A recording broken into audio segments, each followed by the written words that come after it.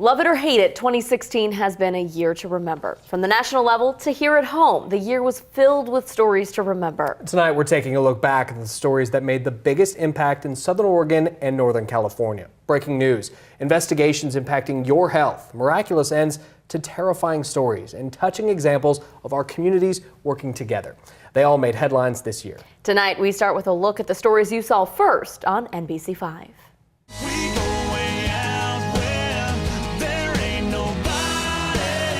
2016 started with a bang and a beat. With a vote by the county commissioners. Commissioner Bradfeld? Yes. Commissioner Roberts? Yes. Commissioner Dyer? Yes, thank you. It was official, and NBC5 was the first to tell you country music's biggest names are coming to the Rogue Valley. The Country Crossings Music Festival. 4 days, 3 stages, and all the music you can handle. Thousands of people are expected to flood the expo in July, bringing business to Central Point. They say a rising tide raises all ships. It will be good for Central Point. It will be good for the county. It's all but guaranteed one of the biggest stories of 2016 will also be one of the biggest in 2017. Metal made headlines later in the year. We're going to correct it. That's what we do. An NBC5 investigation in June revealed high lead levels in Medford's water. Lead levels the Water Commission knew about and hadn't revealed. Did the Water Commission have any plans to go public with letting people know that these have been found and this is what we're doing to remedy it?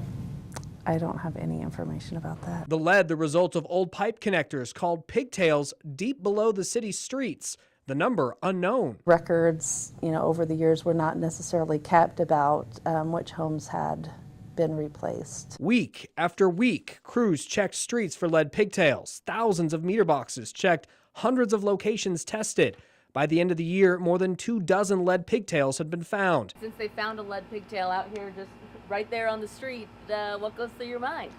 Wow, I've been drinking lead for 4 years. Now most of the pigtails have been removed, and the Water Commission's leader is gone, all sparked by an NBC5 News investigation. I'm glad that you guys are at least bringing this to light. The focus on lead suddenly changed on the morning of Friday, August 26th. Ashley Laird left her Jacksonville home for a run and didn't come home. The story hit social media and NBC5 News. Dozens of search and rescue crews, as well as volunteers, gathered, hoping to bring the local doctor home. Everywhere, anywhere and everywhere is a focus of the search right now. Her husband Dan took phone call after phone call. I don't know what to hope for. I mean, I want her to walk through the door right now. Hour after hour passed with no sign of Laird. Police asked for the public's help. Maybe they saw something, maybe they saw her run by their house at a particular time yesterday morning. We need to know that. Tips came in, but Laird wasn't found. Then, 3 days after her disappearance, a break in the case. She was just popped out of nowhere, really. Laird was discovered on a trail at the edge of Jacksonville. We were doing a search this afternoon at this Forest Park trail system, and we were assigned a loop, and we were just coming to the end of our assignment. Rick KLIMEK and Chris Randall had been canvassing the Jacksonville area since Laird's disappearance, which made finding her that much better. It was an emotional moment for them and Laird's father, who was there when she was found. Her father was on the team with us, and he got to find her, which was fantastic, and she was okay. Alive, but in need of medical attention. She was just standing there kind of disoriented, looking up when we came around the corner, and her dad saw her, and we all saw her about the same time, and he said, Ashley, and hugged her and found her. The story seemed to have a happy ending, but all questions weren't answered. What happened was never clear. And days later, NBC5 broke the news Laird's medical license was suspended just before her disappearance. A visit to her family's home gave some clues as to her current condition. She's doing well. Each day she is feeling a little bit better. There's a lot of physical healing as well as emotional healing. But didn't shed light on the professional investigation. I can't speak to that. Okay. I'm not the right person to do that. That case and whether there's any connection between it and her days alone on the trails are still pending. As headlines of one missing woman became yesterday's news, NBC5 was the first station in Medford to tell you about another, Sherry Papini. The young Northern California mother disappeared November 2nd, last seen just blocks away from her Redding area home. NBC5 was the only local station to take viewers to the press conference. Ms. Sherry Papini was last seen on Sunrise Drive at about 2 p.m. yesterday. The hours stretched to days. The community and Papini's husband, Keith, worked together, searching for Sherry. I'm coming, honey. I'm trying. I'm doing everything I can. And I love you. Police were hesitant to call Papini's disappearance an abduction, but her family was convinced. Bring her home. Bring her home. Just bring her home. Bring her home safe. There's a $50,000 reward. Bring her home. Their convictions appeared to prove true early on Thanksgiving morning.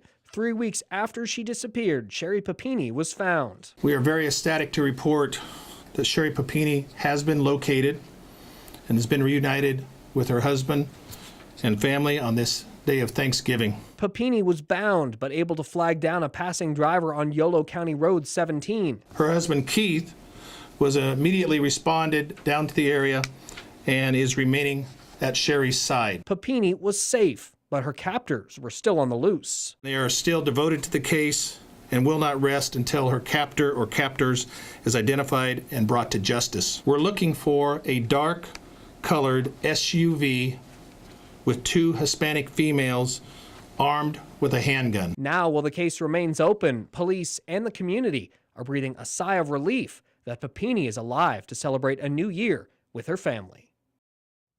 2016 brought us some pretty big stories and introduced us to neighbors we aren't likely to forget. One of those neighbors made national headlines in a story that made everyone smile. You can't think about 2016 without thinking about this man. In the matter of an instant, he rode into our lives and lassoed our hearts. Pretty good with a rope, I guess. I don't know about good, but it worked today. It worked today. You remember him, Robert Borba. Most days he ropes cattle, not criminals. I'm a cowboy. I take care of cattle and that's it. But June 13th wasn't most days. His usual routine took an unlikely turn when he went to pick up some dog food at the local Walmart. I hear a lady screaming, "Stop him, he stole my bike, he stole my bike." The champion bull rider could tell the man was getting away, so he got back up. Grabbed old Gray out of the trailer and went for him. With a lasso. Roped him and the rope went down around his feet and I just rode off like I would if I roped a cow or something by myself. Borba held the man until Eagle Point police arrived and then headed back to the farm to tend to his horses. While life on the farm hasn't changed, Robert Borba's world is a little different. He's now a national celebrity, even making talk show appearances. My next guest is definitely one of the good guys, folks. Borba's humble about it all, though. He says he was just doing the right thing. Poor gal's bike that, I don't know, could have been her only transportation, or I don't know, stealing ain't right, so I figured get him stopped, you know. Coming up on our year in review, your generosity made a huge difference for people and pets throughout the area. We'll take a look at some of the most heartwarming stories. Plus, the political season that couldn't end soon enough. NBC5 is the only station to give you full access to local politicians. How their plans will shape the new year when we come back. 2016 marked a very special milestone for KOTI. August 12th marked 60 years on air in Klamath Falls. The first station was built on a former military barracks at what was then known as Oregon Technical Institute. The KOTI studios were later moved to the downtown area of Klamath Falls. Today, KOTI is still going strong. Welcome back to our year in review. I'm Craig Smullen. And I'm Kristen Hosfeld. Go online and you're bound to see a meme about 2016. In many regards, it was a tough year. Locally, though, there was plenty of good news. Throughout the year, we were able to highlight ways in which the community came together to help out others.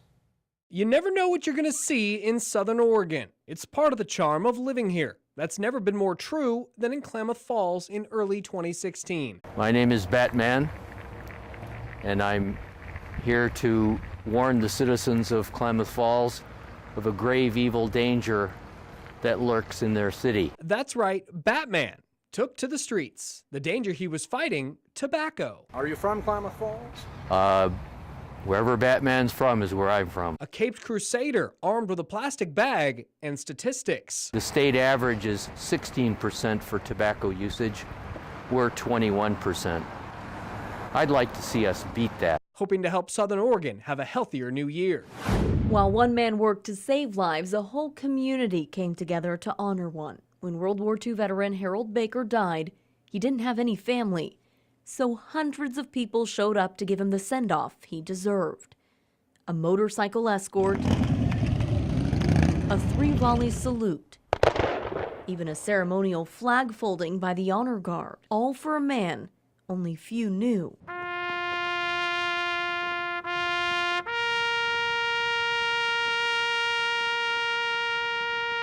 Everyone came for a different reason. We're here today to honor the veterans, people that sacrificed their lives. Some of them didn't live to be 91 years old.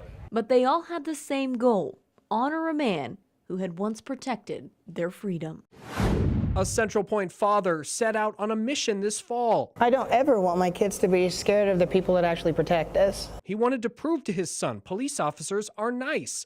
When Daryl Griggs discovered his 5-year-old son's fear of police, he took him to the Central Point police station.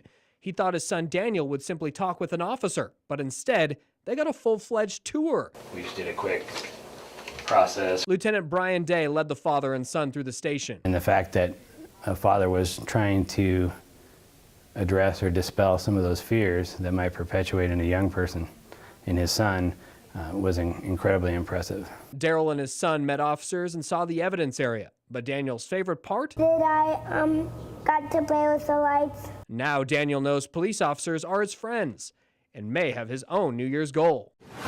As the year ended, a Medford family was racing against the clock to get a life-saving surgery for their German Shepherd. Very special. Yeah, you're just a good boy. Last year, the Gilson family adopted Vladdy from the Southern Oregon Humane Society. Life hasn't been the same for them since. God gave us a gift. A really good one. But a few months ago, a run-in with a beehive tipped them off to an abscess on Vladdy's leg. They took him to Alder Creek Veterinary Hospital. The two fragments telescoped past each other like this. X-rays revealed an old fracture that never healed correctly and caused an infection. I have a little petri dish of stuff in there that has no blood supply, and so it just keeps draining. And we can kind of clear up the drainage temporarily with antibiotics, but until that dead piece is removed, it's just going to keep coming back and causing him pain. The discovery was devastating. It's sad. Not only because Vladdy is considered a member of the family, but because the 2-year-old also serves as a therapy dog for Timmy, who has autism. Why is he so special to you?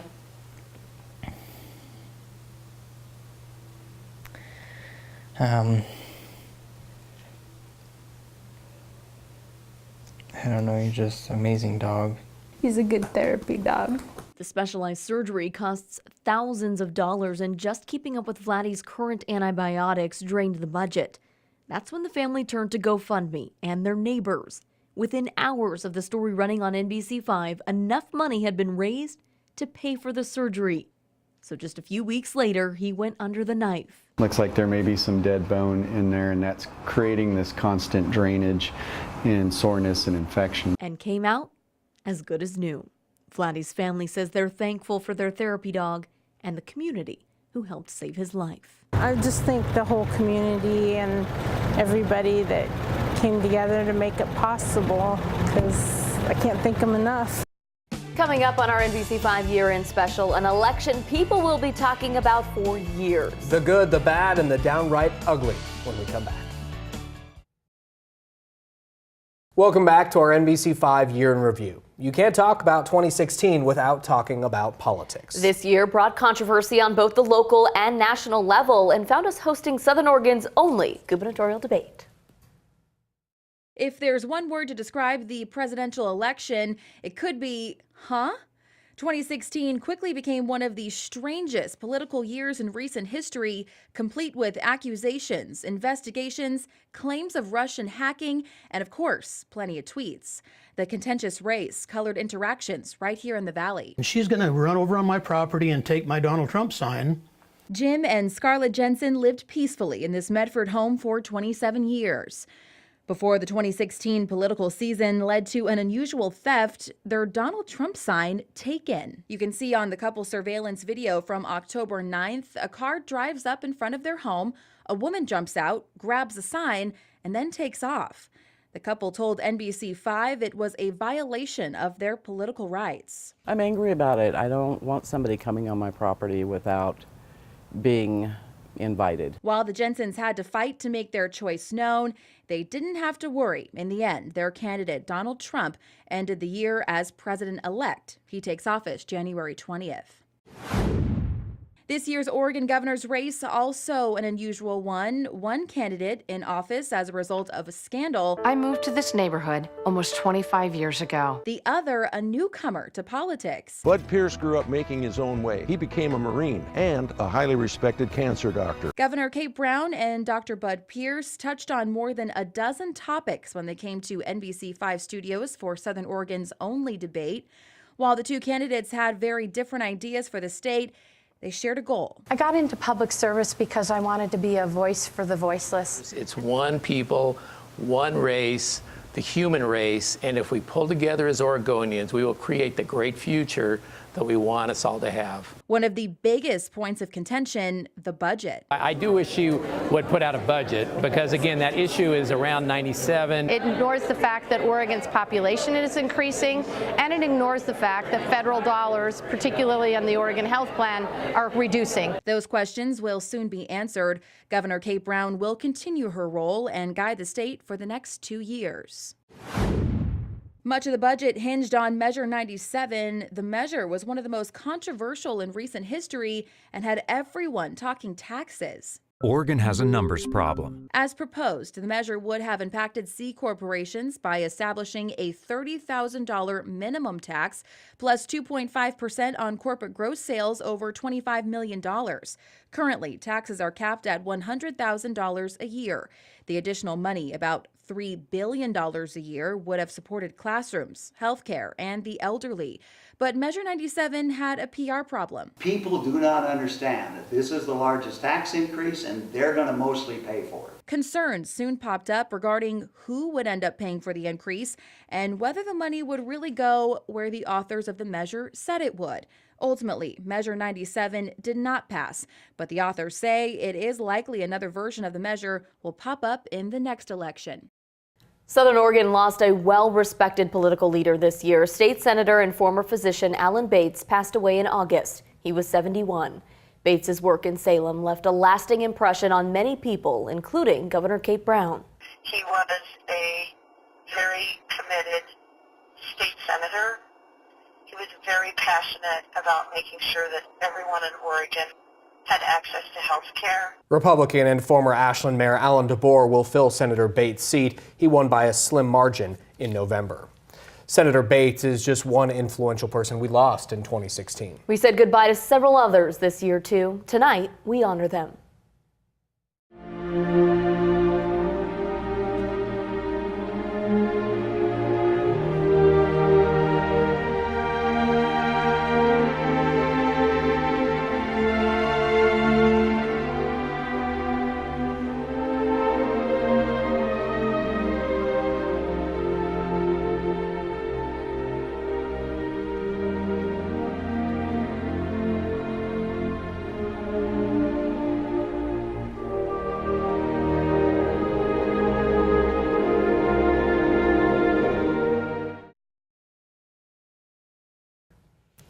We want to thank you for spending 2016 with us. As we end this year, we want to look forward to next. Here's a look at what you can expect in 2017. Have a good night.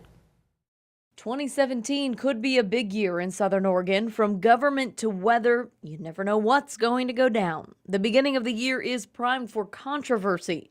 Jackson County Sheriff Corey Falls ending the year and his term as sheriff with one bombshell accusation after another. With me, from day one, the relationships weren't there, and they were poor. They were. When I talk about the county, I'm specifically talking about Danny Jordan, the county administrator, Harvey Bragg, the assistant county administrator, Dick Rudisell and Craig Morris of the budget committee. The revelations mean commissioners will spend the new year answering questions and looking for a new sheriff to take the reins to an office in turmoil.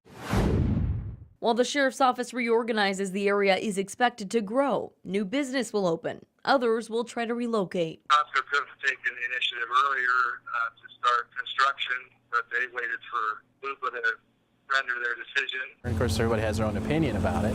But yeah, I'll definitely still go back to Costco. And new developments will continue to pop up.